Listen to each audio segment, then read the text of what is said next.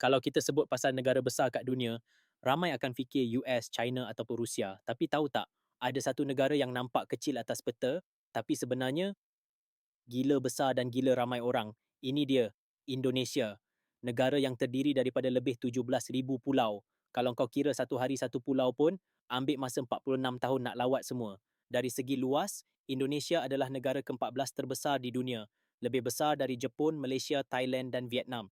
Gabung sekalipun belum tentu menang. Tapi yang lagi padu, populasi dia. Dengan lebih 280 juta orang, Indonesia adalah negara keempat paling ramai penduduk di dunia selepas China, India dan Amerika Syarikat.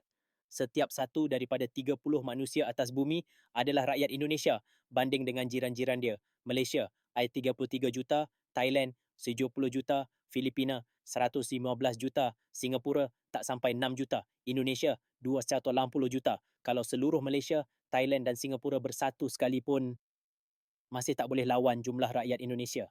Fun fact, Indonesia juga ada bandar dengan penduduk paling padat di Asia Tenggara, Jakarta, macam KL.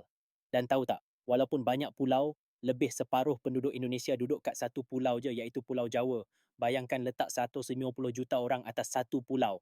Jadi lepas ni, kalau orang tanya negara mana paling besar dan paling ramai kat Asia Tenggara, tak payah fikir lama. Jawapan dia, Indonesia. Dan yang paling best, diorang jiran kita je.